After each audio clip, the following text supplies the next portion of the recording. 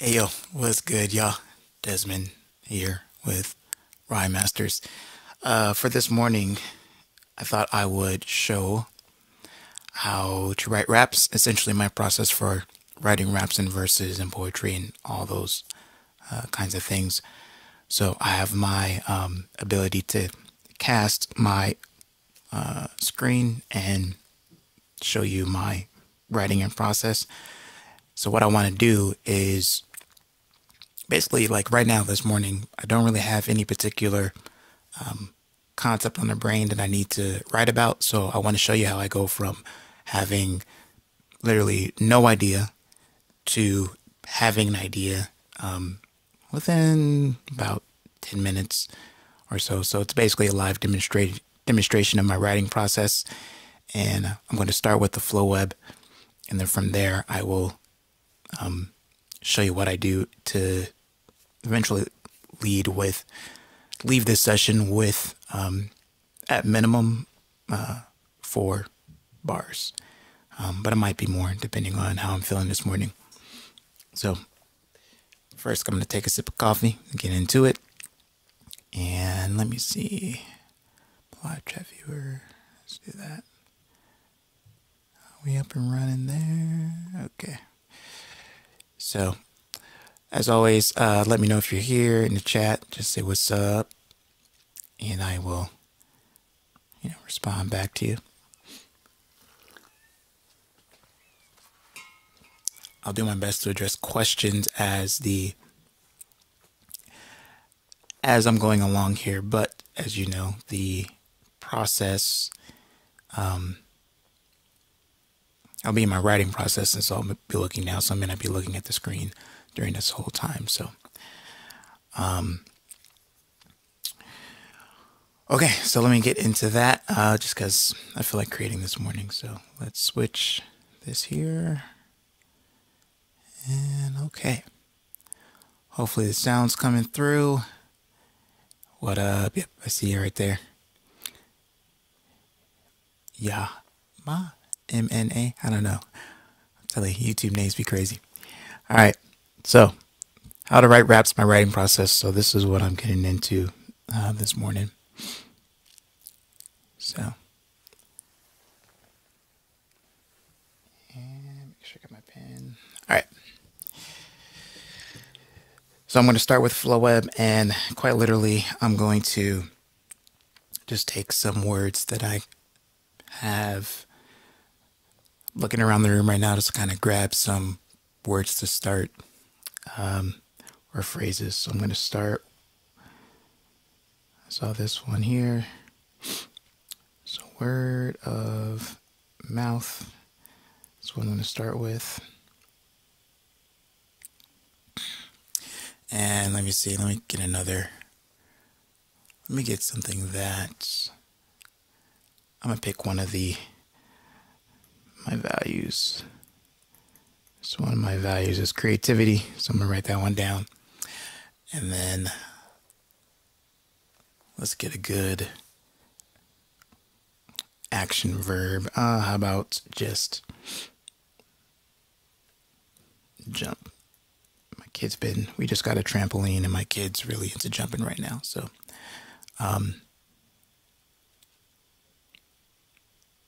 where to put the rhymes in bars. All right, I'm going to get to that question about like where to rhyme because, yeah. So since this is a demonstration, I'm going to kind of show you how I even address that question too of like where to rhyme and all that stuff. So first it's just, let's get the mind flowing a little bit. So time to flow web. So John makes me think of Chris Cross. Nan Cross, of course. Makes me think of Jesus. And then I'm going to hop back to Chris. Rhymes with Kiss. Kiss is also a band. Band that plays music. Of course, music is connected to creativity. Let's see. Music. We got some notes. We got, I'm pretty sure I'm not spelling this right, Fermata, but since it's a flow up, I'm not worried about my spelling. I just got to get the idea down. And something to hold. Let's do some rhymes here. Bold, told, ooh, scold. That's a word I don't use often. For this video, I'm going to circle this now because that caught my attention. I haven't used scold in a while. Scold, let's see, to tail off. And then there's this whole thing of run. So run, tail, that. And I'm sticking with a lot of single syllables just because that's just where my head's at right now. So simple rhymes for run, gun, fun, ton.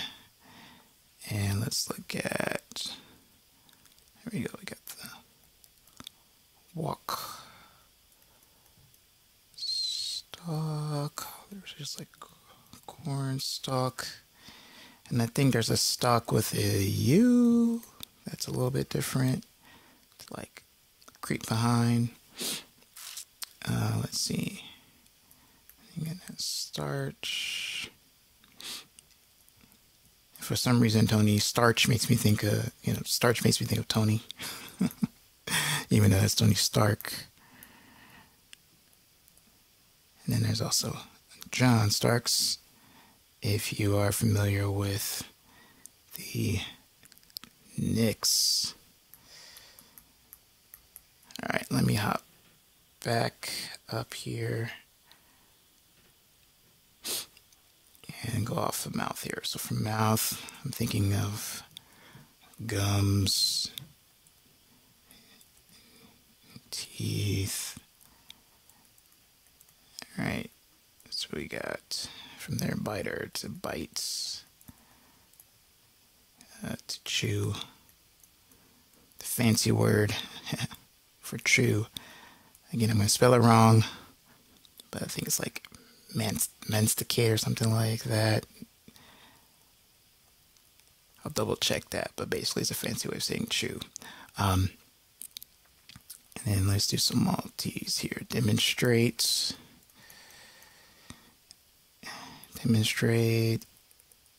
excavate. Again, I'm not spelling correctly, but that's all right. Excavate. So dig deep. And the things associated with deep: ocean, just deep into the ground, and sounds, pounds. All right, there. Let's see.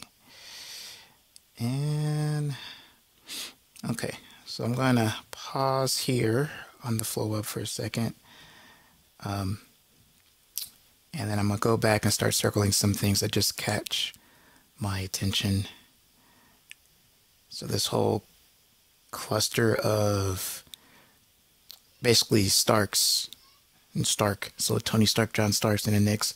There's something interesting about that for me. I got to look up the actual word to make sure I'm using it, saying it and using it correctly. But this little rhyming section of masticate, demonstrate, excavate.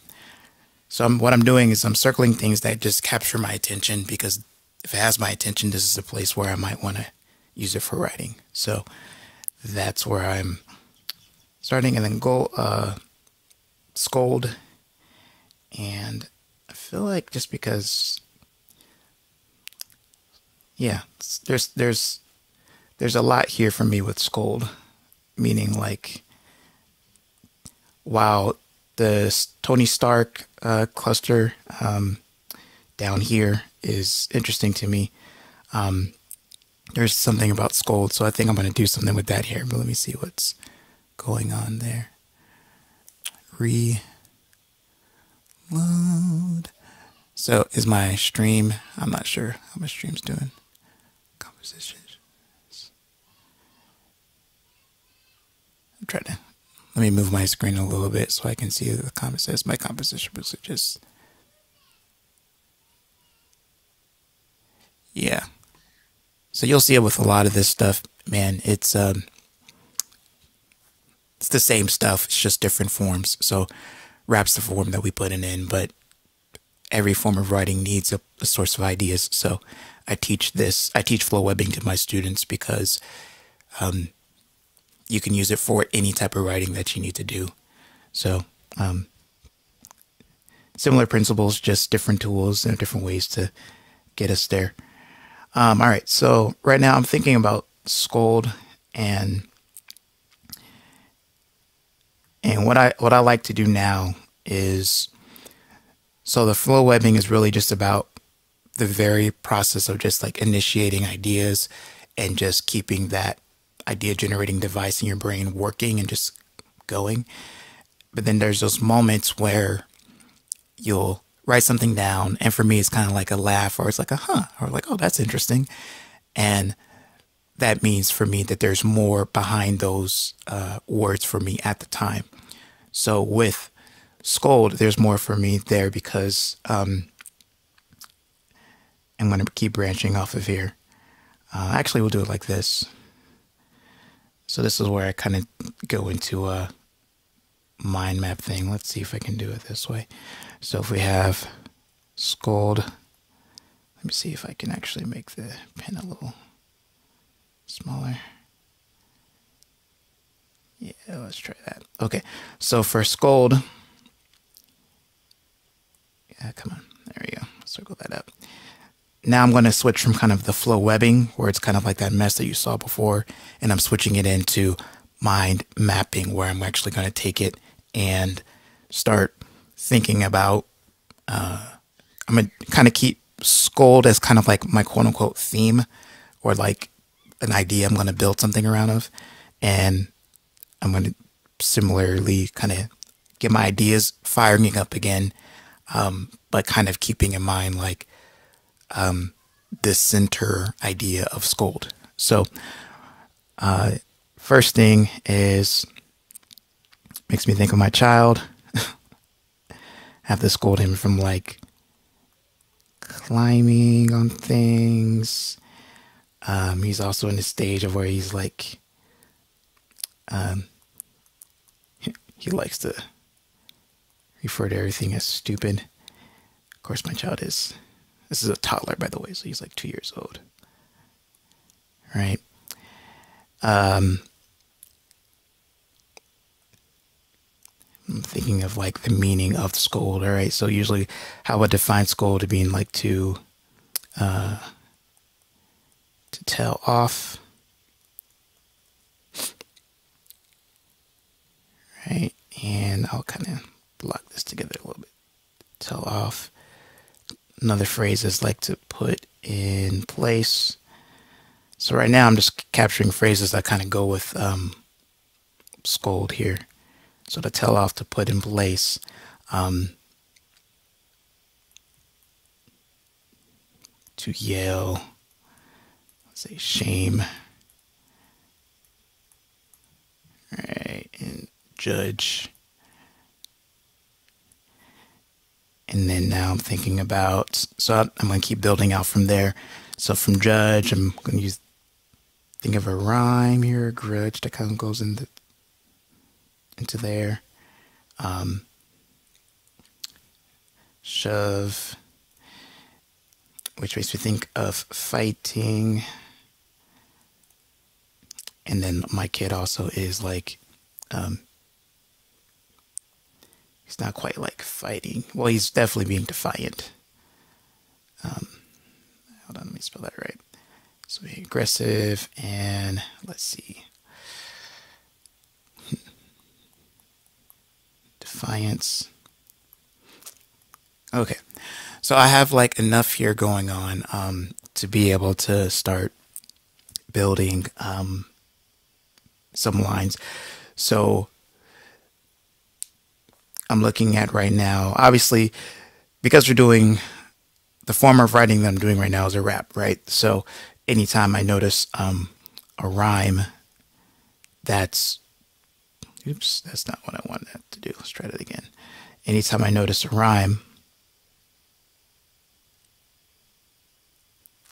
I can highlight that, and all right, that's like I can basically build a couple 2 bars based off of just the judge and grudge line, and then even the slant rhyme of shove as well. So, and now for me, in the way that I write too, I like to overwrite. So I'm not like, it's more important for me to like leave a writing session with bars written than to have have like the dopest bars written. And so all that I'm saying is like, when I'm like, I'll put it this way, like the main practice that kind of got me over my battles with perfectionism and writing lyrics was writing at least 4 bars a day.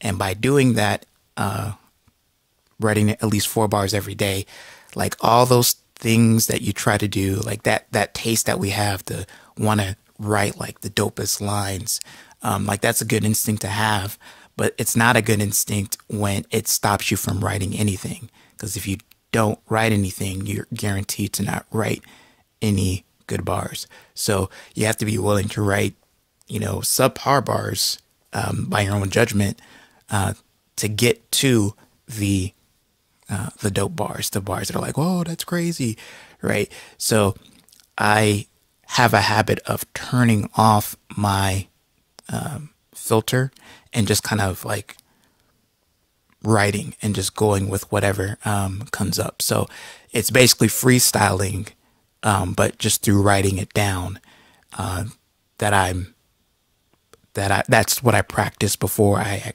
take it into another verse, because I can always revise to make the line tighter and more lyrical, depending on what I'm trying to do in the verse. So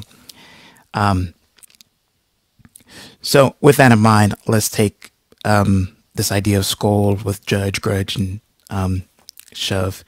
And I think what I want to try to do right now, let's shift up to typing a little bit. Will that work? All right. So some simple sentences like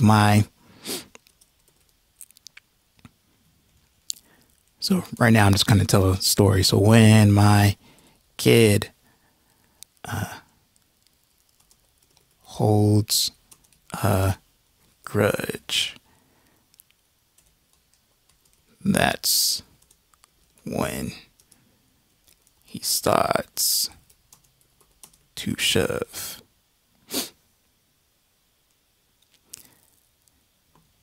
All right. So I'm going to write this to the, let me see. There we go. My kid starts to shove, and I'm going to do the line break, because right now I'm going with kind of a classic boom bap style writing in my head, where I'm using end rhymes here. I'm going to go back and like count syllables to kind of see like what the flow is going to be, because right now I'm thinking this is going to be, I actually feel like that what I just wrote was actually just 1 bar. That's what I'm feeling like right now. But I'll know when I go back and count syllables. But let me get this line out. So when my kid holds a grudge, that's when he starts to shove. Then I transform from dad to here comes the judge. All right. So if I'm counting my syllables here, so we got 1. So 1, 2, 3, 4, 5, 6, 7, 8, 9, 10, 11, 12. All right. Appreciate that. You too. So that's 12. Then I have 1, 2, 3, 4, 5, 6, 7, 8, 9, 10, 11. All right. Yeah, please, you should write in the morning. Funny, it's definitely write in the morning. All right, so when my kid holds a grudge, when he starts to shove, then I transform to dad to here comes the judge. All right, so that is 2 bars.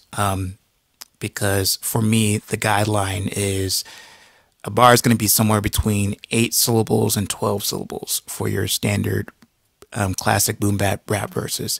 If we're talking about new flows with kind of triplet bass stuff, you might get into some higher numbers depending on how intricate you're trying to be. But a good place to start is between 8 to 12 syllables, and that's where I'm at right now with this. Let me talk about some. I guess I want to leave with 4 bars, but I want to talk about some of the things that just happened there in there, right? So the so everything, I think, in that first bar, everything makes sense as far as like how I got there.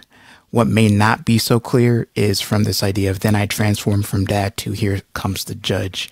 There is literally in my head when I was writing it, that phrase, here comes the judge. I'm pretty sure there's a song reference because literally I hear the song that's saying like, here comes the judge, or it might be something from like a television show or something. But that was like the little snippet that popped in my head that I was like, all right, I'm gonna put that down. And it works because of this whole idea of like, going from just being fun, loving dad to here comes the judge. Like now I'm about to, do what dads have to do sometimes, and which is to lay down the law, to say, hey, you can't do that. You got to stop that, right? And so I guess I will continue on because now that I'm talking about like again, Scold has this emotional charge for me. Like I'm full on in dad, toddler, rearing mode, terrible twos, all that stuff. My child's great, but we have our moments. So there's a lot of activation here, a lot of emotional activation for me to talk about that I can, continue to write. So basically I'm inspired. That's what this is here. So let me kind of keep going on. So when I transfer from dad to here comes the judge, and kind of what I was just saying, like I'd rather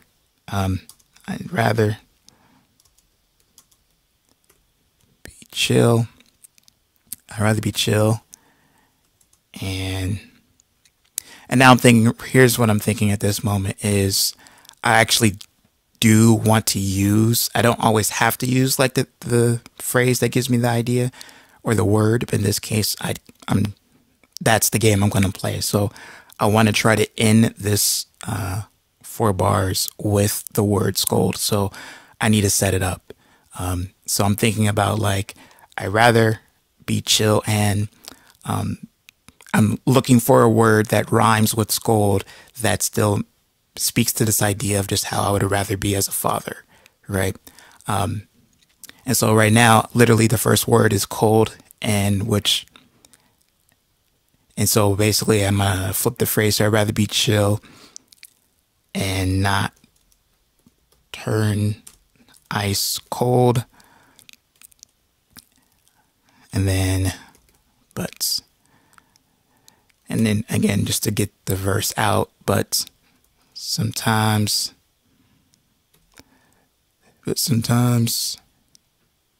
yeah. So right now I'm going to write the line, even though I know it's not going to fit, but sometimes you have to scold. All right. So I already know that my syllables aren't lined up just from like doing this writing for often. After a while, like after you write verses, you'll just get a feel for like what works, like what your flow is and what works, and if you've written something that's too long or too short. So I know I've written something here that's too short, but I get it out of my head first, and then once it's out of my head, I can go back and like tweak the line to make it fit and make it a little bit more potent. I would just say that way, but sometimes you have to scold, like, there's really, that's just me filling up the space just to get to scold. I can put some more details into that to make that work. Let's see. So I'd rather be chill and not turn cold. Yeah, but sometimes you have to scold. And so what I'm thinking about is like if I can make sometimes a little more concrete. But sometimes, let's see. I can also, instead of saying but sometimes I have to scold, I can still stay in the idea of like I would rather not have to scold. So let me see if I said something like, so what I also do too is instead of getting stuck like this, because right now I'm feeling like, all right, I could get stuck trying to like mull over some different ideas. So then that's when I'll like hop back to my mind map and think about, see if I could borrow for some ideas that I already have. And then from there, I can make some adjustments. So maybe, here's what I'm thinking right now. So I'm gonna use the idea here of, oh, sorry, come on screen. Hopefully let's get down here. All right. I'm going to use the idea of stupid that I wrote earlier and try to put that in this. So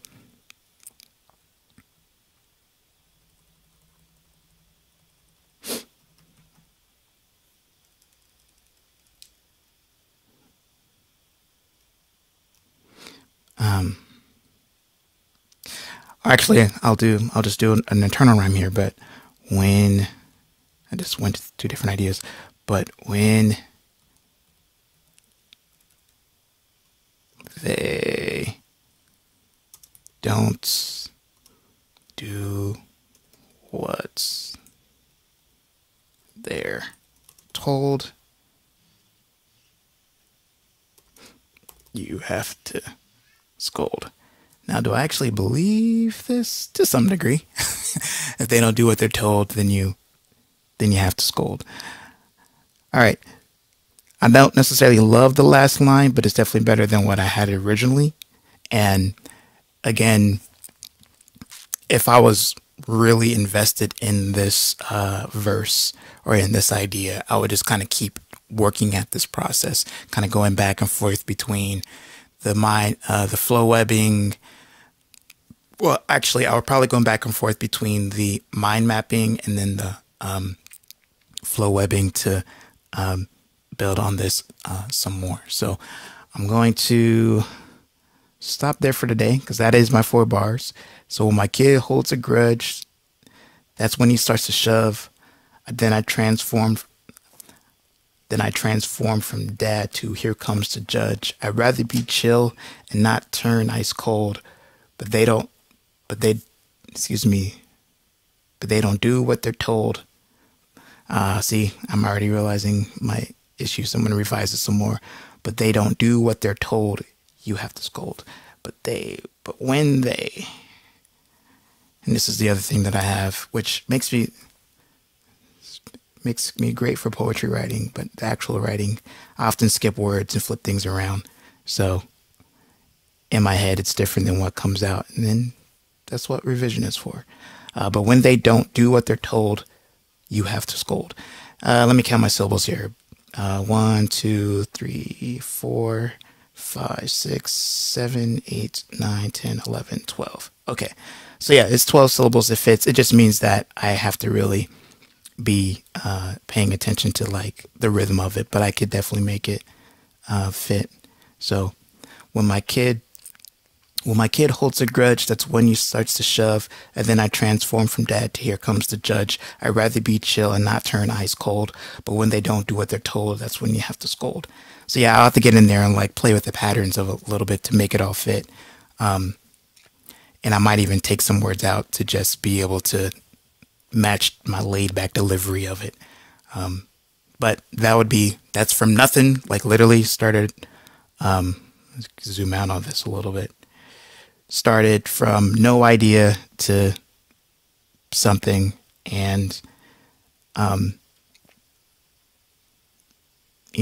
would more time on my hands if I really want to kind of like just write about me being a father and all that stuff. I would definitely like there's something behind this, so I would definitely dig into that a little bit more. So All right, let me hop out of this. I'm gonna, I think I saw some questions in the chat, so I wanna see if they're still there. Will you pop back? Yeah, okay, so how do you keep focused on the topic of the rhyme or verse? Great question. So I think it's a little easier when you're writing, to stay on topic. I guess here's what I know is that the rhyme is the thing that gets you off topic the most. Because if you think about your conversations day to day, you don't have to rhyme with people, so it's easier for you to talk about a single idea, right? You know, it's like, hey, we're going to go to the store. You're going to get this. You're going to get that. Oh yeah, like you're able to just stay on point and like talk to what the main topic is of your conversation.